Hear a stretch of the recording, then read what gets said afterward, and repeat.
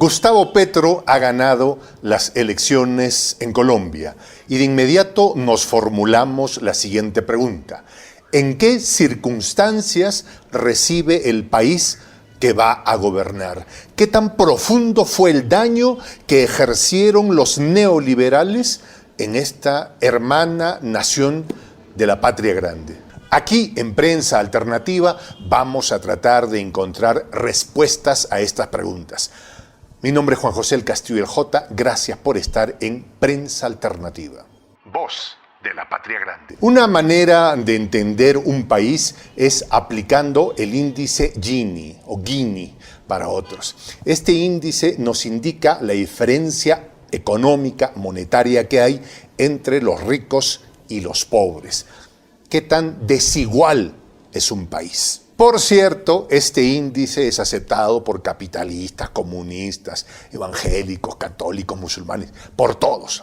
Bueno, y a todo esto, ¿qué dice el índice Gini de Colombia, de esa Colombia que acaba de dejar el uribismo?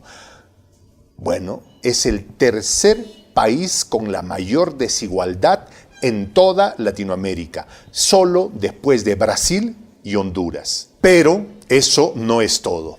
El 28 de enero de este año, la FAO, esta Organización de las Naciones Unidas, creada para crear programas y monitorear el tema de alimentación y agricultura, incluyó a Colombia como una nación en riesgo de sufrir hambruna. Un dato curioso. En la lista de países latinoamericanos en riesgo de entrar en esta triste lista de países en riesgo de hambruna, también está Honduras y Haití. En realidad son tres: Haití, Honduras y Colombia. Curiosamente, no está Venezuela, no está Nicaragua, no está Cuba. Entérate, Almagro. Otro dato curioso. Cuando el gobierno del señor Duque se enteró que estaba en la lista de los tres países latinoamericanos con riesgo de entrar en hambruna, le exigió a la FAO que lo retirara de esta lista porque, de acuerdo a su versión, su gobierno estaba haciendo inmensos esfuerzos para poderle proveer comida a sus ciudadanos. ¿Y cuál fue la respuesta del funcionario de la FAO para Colombia? El señor Alan Boyonic dijo, no, lo que pasa que nosotros queremos llamar la atención sobre poblaciones en riesgo de pasar hambre. Por ejemplo, los venezolanos en Colombia. Para entenderlo bien, no los venezolanos en Venezuela, no. Los venezolanos en Colombia. A ver, ¿quiénes? Para entenderlo, bueno, muchos de nuestros hermanos venezolanos obligados por el bloqueo a migrar. Pero no solo ellos, sino, me pongo a pensar, los militares que recibieron la oferta de pasarse al otro bando. Es decir, aquellos militares que desertaron en Venezuela y que a sugerencia de Duque, a sugerencia de Almagro, se pasaron a Colombia y les ofrecieron privilegios, les ofrecieron una serie de posibilidades incluso para sus familias que nunca se cumplieron. Esas personas son las que, de acuerdo al funcionario de la FAO, el señor Alan Boyonic, serían los expuestos a condiciones de hambruna. Otra vez, gracias Almagro. Bueno, no nos perdamos en detalles, pero veamos el ridículo al que fue expuesto el neoliberal uribista Duque. A pocas semanas de negar el hecho de que su país estaba expuesto a la hambruna, el Banco para Alimentos de Colombia, conocido como Abaco, definió la situación alimentaria de su país como crítica. Otro ridículo para el neoliberal uribista Duque. Pero vayamos a las cifras del mismo Banco de Alimentos para Colombia, institución que depende del gobierno de Duque, por cierto. La principal causa de pobreza en Colombia está en la pobreza monetaria, es decir, en la incapacidad que tienen las personas de tener suficiente dinero para comprar alimentos que le permitan crecer y desarrollarse.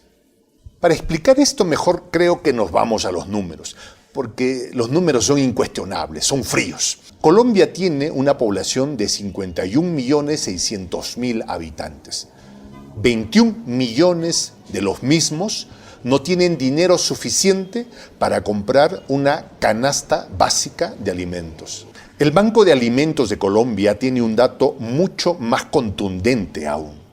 5 millones de colombianos no tuvieron alimento básico durante su primera infancia, no tuvieron alimentación necesaria durante su primera infancia. Razón por la que hoy padecen sus consecuencias. Pero ¿cómo fue que Colombia llegó a una situación tan extrema? ¿Hay un responsable? Sí. Y para la mayoría de colombianos, el responsable tiene nombre y apellido. Álvaro Uribe, el arquitecto del mal. Ay, ay, ay, ¿qué les puedo decir de Álvaro Uribe Vélez?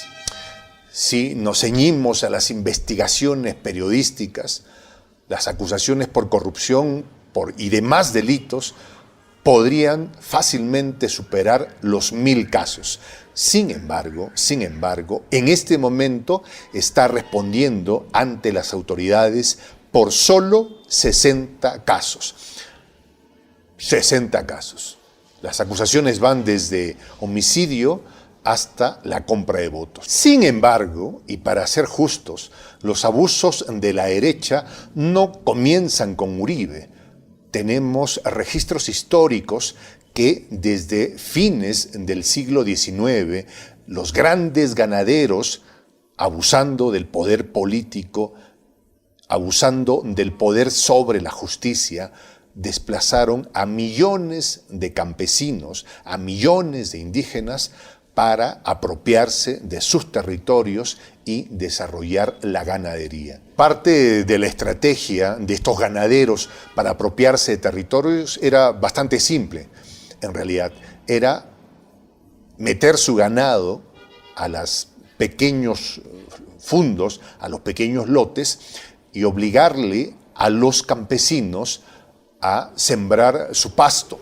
Sembrar solo productos de subsistencia mínima, ¿no? Y les obligaban a los campesinos a sembrar pasto, cacao, plátano, caña de azúcar, que para ellos tenía, para los ganaderos, un destino industrial, mientras que el campesino o el indígena solo podía sembrar productos de subsistencia. Otra práctica para someter a los campesinos y a los indígenas era endeudarlos, sí, endeudarlos a través de una práctica que se llamaba concierto, con unas deudas que se pagaban en décadas o en toda la vida.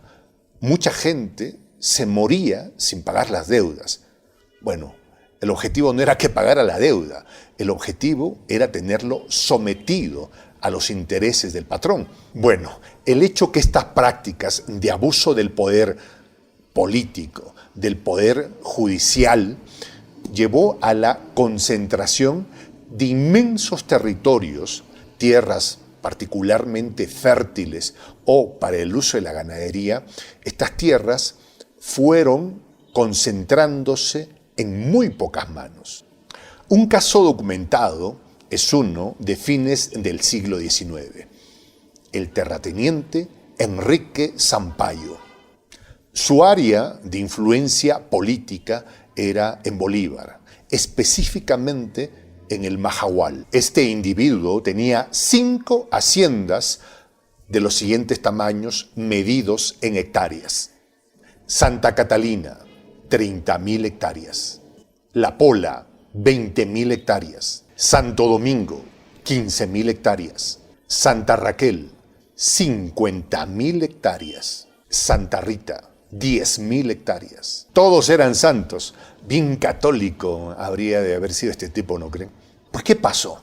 Que estas diferencias producidas a partir de la injusticia, del abuso del poder, orilló a Colombia a una cruenta guerra civil que duró 50 años, con más de 260.000 muertos, con 7 millones de desplazados internos, 4 millones de colombianos viviendo en Venezuela.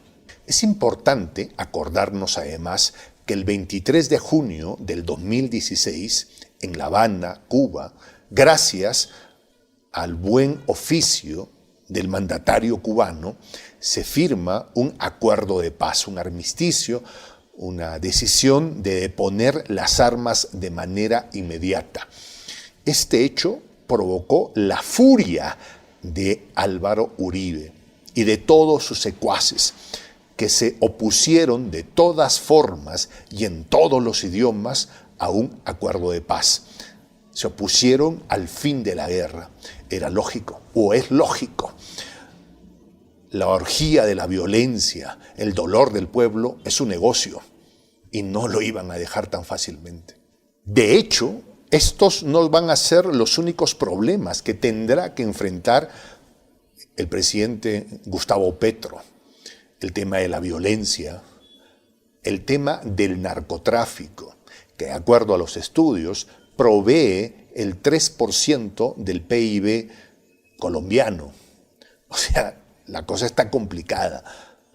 Hacer un repaso de los retos que enfrentará Gustavo Petro como presidente de Colombia, eso es una obligación en la que todos los latinoamericanos tenemos que estar comprometidos.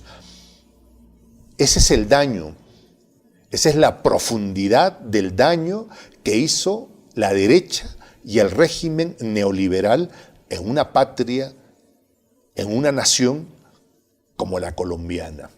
Porque ese es el punto de partida desde donde sale Petro.